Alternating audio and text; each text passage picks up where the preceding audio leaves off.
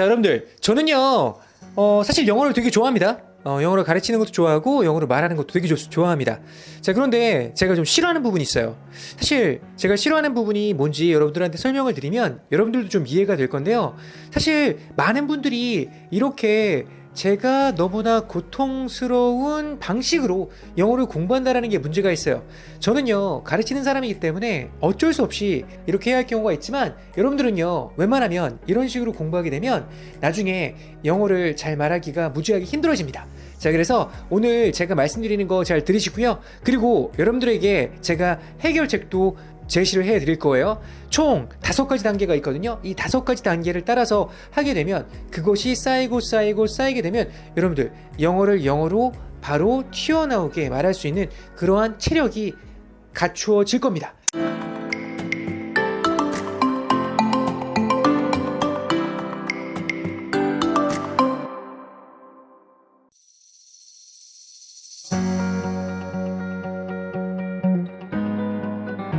요즘 사실 스트레스를 받는 일이 있어요. 원래 스트레스는 적게 받는 편이고, 스트레스가 저의 발전의 자양분이 된다는 생각을 해서 스트레스도 긍정적으로 생각하려고 하지만 솔직히 진짜 좀 스트레스를 받는 일이 있습니다. 전 이미 영어책을 5권을 단행본으로 출판을 했고, 또 중학 독서평선에서 영어편을 연재 중이며 연어 뭉치 표현이라고 하는 콜로케이션 책도 쓰고 있습니다. 그리고 수십 명의 원어민들의 지원서를 필터링하고, 그리고 직접 줌으로 1시간 이상 인터뷰 끝에 제가 생각하기에 정말 똑똑하고 열정적이고 라이팅 실력도 좋은 원어민들을 선정해서 작업을 계속 해오고 있습니다. 한 학생이 그랬습니다. 쌤은 수업할 때마다 매번 느낌으로 이런 느낌이라는 말을 해요. 지금은 아예 입에서 자동으로 튀어나오는 습관이 된 말이지만, 솔직히 영어를 배우는 학습자의 입장에서는 선생님이라는 사람이 정확하게 설명하지 않고 느낌이라는 말을 사용하니 사실 거슬릴 만도 하다고 생각을 합니다. 하지만 정말 영어를 지도하다 보면 정말 한국말로 번역하기에 정말 너무나도 애매모호한 것들이 너무나도 많아요. 사실 우리 한국 사람들은 영어에 대한 해석을 정말 자연스럽고 당연한 공부 방법이라고 생각을 하는 것 같습니다. 수없이 많은 학교의 내신 수업, 학원에서 하는 수능 수업, 토익, 토플, 편입 등등의 이 모든 강의들을 제가 분석을 좀 해보면요, 해석을 좀 해주고 있어요. 그것도 영어를 한국어로 번역을 해서요. 아니면 끊어읽기를 한다든지요. 그리고 학생들은 밑줄을 긋고 이 영어의 단어를 한국어로 뭐뭐라고 적고 암기를 하죠. 너무나 당연하다고 생각하는 이 영어 공부 방법은 영어의 발전을 저해하는 매우 큰 문제입니다. 다시 한번 돌아가 보죠. 거의 대부분의 영어책들은 한국어 해석, 번역이 나오게 되죠. 물론 친절한 해석, 번역이 나오지 않으면 당연히 그거를 접한 학생들은 황당해할 수밖에 없겠죠. 아니, 내가 이 영어가 무슨 말인지도 모르니까 당연히 해석을 볼 수 있는 거 아니에요? 맞죠? 맞습니다. 그런데 문제는 영어를 보고 무슨 말인지 그 느낌이 오는데도 불구하고 그것을 해석하는 사람들이 있다는 거예요. 그것도 매우 많다라는 겁니다. 사실 가끔 학생들에게 수업에서 한국어 해석본을 좀 주셨으면 좋겠는데요 라는 요청을 받습니다.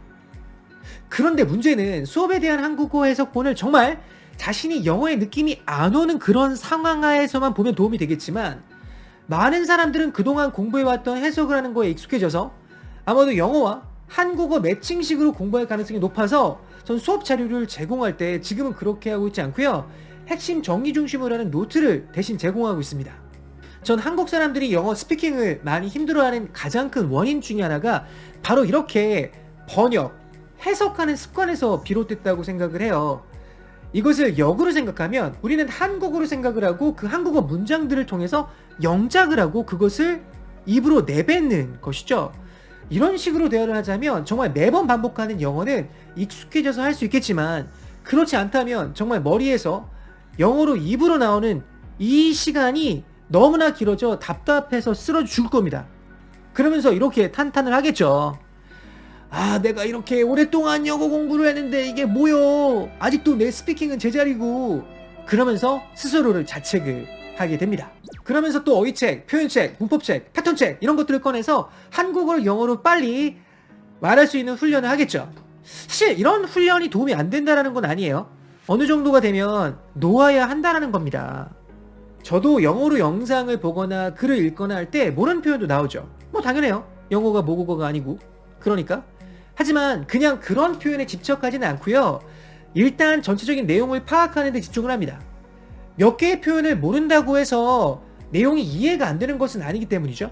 그리고 돌아가서 다시 한번 읽을 때 그 표현들을 영영사전에서 확인을 합니다. 그것도 바로 영영 데피니션, 정의를 보는 것이 아니라 예문을 중심으로 좀 읽어봐요. 추가로 이미지 검색도 하는데요. 뭐 다 그런 건 아니지만 그림이 도움이 되는 경우가 종종 있거든요. 제가 블로그 쓸 때 그림을 많이 소개를 하는데요. 그 이유도 바로 그 부분에 있어요. 기억이 오래 남거든요. 그리고 나서 그리면 원문이나 영상이면 원 영상에 있는 것을 다시 한번 보고 들어봅니다. 그것은 어떻게 사용이 되는가를 확인하는 거죠. 그 다음에 마지막 과정으로 영영 정의를 확인하고, 그리고 마지막으로 난 가르치는 사람이니까 저는요, 그 표현이 한국어로는 어떻게 나왔는지 한번 한국어 번역도 확인해 봅니다. 여러분들은 뭐 상황에 따라서 이거 스킵하면 되겠습니다. 이런 과정을 거치면서 그 표현에 대해서 확인할 수 있는 것이죠. 전 회화 중심의 영어책을 쓸 때 기준이 있습니다. 일단은 많이 사용하는 프리퀀시가 높은 실생활에 유용한 것들, 다양한 원어민들을 인터뷰해서 특정한 계층만 사용하는 것보다는 모든 계층이 사용하는 것을 소개합니다. 영어를 잘한다고 하지만 원어민이 아니기 때문에 원어민들이 직접 작성한 실제 그들이 말하는 투로 사용한 대화를 소개합니다. 한국에서 출판된 꽤 많은 영어책들을 다 분석을 해오고 있고 하지만 원어민들이 많이 쓰지 않는 어색한 느낌을 주는 대화문들이 꽤 있거든요. 작업에 원어민들이 참여를 안 했다라는 그런 반증이 될 수도 있겠죠. 사실 드라마나 영화에서 뽑은 것들을 짜집기한 듯한 대화들도 많아요. 사실 영화나 드라마에서 사용이 되었다고 해서 그것이 프리퀀시, 정말로 많은 사람들이 많은 계층에서 사용된다라고 확신할 수 없거든요. 이 부분은 직접 원어민들하고 대화를 통해서 이게 진짜 많이 사용하는 건지 확인해 볼 필요가 있습니다. 그래서 저는 이런 식으로 책 출판뿐만 아니라 다양한 콘텐츠를 이렇게 원어민들하고 직접 대화를 통해서, 이렇게 소통을 통해서 제작을 해오고 있습니다. 다시 한번 돌아가 보도록 하겠습니다. 최근에 구동사 대화를 쓴 마이클, 미국의 시카고 출신의 친구예요. 대화문을 한번 제가 여러분들에게 보여드리도록 하겠습니다. 일단 여러분들이 영상을 볼 수 있습니다. 그리고 이렇게 뭐 글이 나올 수 있습니다. 이렇게 지금 대화가 나와 있죠. 이 대화를 일단은요, 여러분들 쭉 한번 읽어보시는 거예요. 영상이면 영상을 쭉 보시면 되겠죠. 탐이 말하죠. Hey, are you zoning out again? You need to focus on your work. 자, 그럼 zoning out이라는 것을 여러분들이 잘 모르면 살짝 체크해 놓는 겁니다. 캐리 말하죠. Sorry, I was just doing something then it slipped out of my mind. 여기 보시면 slipped out of my mind라는 표현이 나왔죠. 요것도 slip out of my mind. 이 표현도 좀 어색한 분들이 있을 겁니다. 자, 체크하고 넘어가는 거예요. 탐이 말하죠. How many times do I have to drum it into your brain? 여기 뭐지? How many times do I have to drum it into your brain? 이렇게 하면요, drum it into your brain이라는 표현, 요것도 좀 잘 모르겠죠. You need to stay focused. It won't happen again. I'll do better next time. 자, 그럼 전체적으로 봤을 때 약간 좀 이해가 안 되는 부분이 있을 겁니다. Zoning out과 slipped out of my mind, 그 다음 drum it into, 이 정도가 아마 여러분들이 좀 이해가 안 되는 부분일 겁니다. 자, 그러면요, 일단 전체적인 어떠한 대화의 내용은 어느 정도 파악했지만 요 부분들이 여러분들의 어떤 흐름을 방해하고 있죠. 자, 그러면 어떻게 공부하느냐, 한번 이 zoning out 있죠, 요거를 가지고 한번 예를 들어 보도록 할게요. 일단 여러분들 영영사전을 보세요. zone out이라는 것을 한번 찾아보시기 바랍니다. 자, 그러면 롱맨의 zone out을 보시면요, 이렇게 나와 있습니다. 영영 definition이 나와 있고요, 정의가 나와 있고, 그 다음에 그거에 따른 예문이 나와 있죠. 자, 그러면 저는요, 일단 예문을 읽어보라고 해요. He tends to zone out when I talk to him about my job 이라고 나왔죠. 일단 뒤를 보면요, 내가 직업에 대해서 이야기할 때 he tends to zone out이라고 나왔습니다. 걔가 zone out 한다? 이게 과연 무엇일까? 일단 느낌이요, 말을 할 때 zone out 한다? 그리고 앞에 있는 문장을 보시면 Are you zoning out again? You need to focus on your work라고 나왔죠. 이것도 you need to focus라고 하니까 포커스를 못하고 있으니 Are you zoning out again? 자, 그러면 어때요? 어떤 거에 집중을 못하고 있는 느낌이 좀 들지 않나요? 요거하고 앞에 있는 것을 가지고 유추를 좀 해볼게요. 자, 그러면 그걸 가지고 한번 영영 정의를 봅니다. Stop paying attention 나왔죠. 자, 집중하는 것은 어때요? Stop 하는 것이죠. For example, 예를 들면 because you're bored or tired, 너무나 피곤하고 그 다음에 좀 약간 지루해서 집중을 잘 못하는 거예요. 자, 그러면 요거를 한번 그림으로 살펴보도록 하겠습니다. 자, 구글 이미지를 보시면요, 한번 리서치 해보세요. 구글 이미지를 보시면 이런 이미지가 나옵니다. 자, 그럼 어때요? 이거 지금 공상하는 거죠. 멍 때리는 것이죠. 그래서 zone out이라는 게 멍 때리다는 의미가 있구나라는 것을 여러분들이 확인한 거예요. 자, 그러면 zone out을 멍 때리다라고 암기를 해주지 않아도 zone out이라고 하면요, 이런 느낌의 어떤 그림이 머릿속에 떠오를 겁니다. 자, 그러면 다음 수업부터는요, zone out을 봤을 때는 쉽게 이해가 되겠죠. 자, 그리고 나서 이제 여러분들의 말을 해보는 거예요.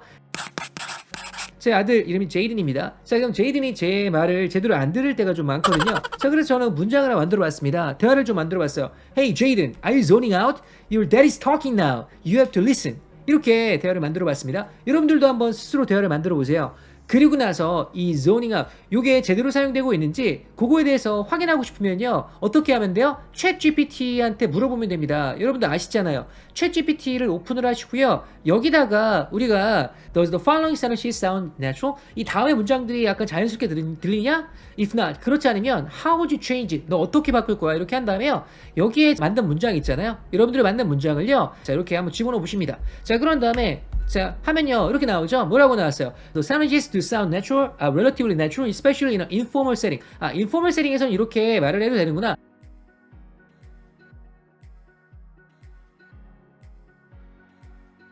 자, 이렇게 해보시면 되는 겁니다. 서두에 이런 말을 했었죠? 정말 스트레스 받습니다. 제가 스트레스 받는 건 뭐냐면, 이렇게 느낌으로 파악을 하는데, 요것을 책을 쓰는데 이것을 번역하고 해석하고 하는 부분을 제가 해야 된다는 것, 그것이 가장 힘든 부분인 것 같아요. 그러니까 설명을 하는데 그냥 요거의 느낌으로 받아들여야 되는데, 이 부분에 대해서 제가 꼭 한국말로 어떻게 말을 해야 될지 그렇게 막 짜내서 말을 할 때, 이때 제가 가장 스트레스를 좀 많이 받는 부분이기도 합니다. 여러분들은 그럴 필요가 없잖아요. 물론 이제 선생님이라든지 아니면 번역가라든지 뭐 통역가라든지 그 분들은 예외가 되겠죠. 하지만 그렇지 않다면 그냥 영어를 영어로 받아들이는 습관이 매우 중요하고요. 그것을 계속 유지하는 게 되게 중요합니다. 그러다 보면 영어는 영어로 생각하는 그런 습관이 생기는 거거든요. 그것이 쌓여서 결국은 여러분들에게 큰 도움이 되는 것이죠. 한국말을 영어로 계속 번역하다 보면 진짜로 시간이 오래 걸립니다. 그 습관이 매우 안 좋은 습관이니까 그 습관을 한번 이번 기회에 제가 설명드렸던 방법을 계속 적용을 해서 영어를 영어로 생각하는 훈련, 그게 됐으면 좋겠네요. 여러분 참여해주셔서 감사하고요. 다음 시간에 또 뵙도록 하겠습니다. See you guys next time. 고맙습니다.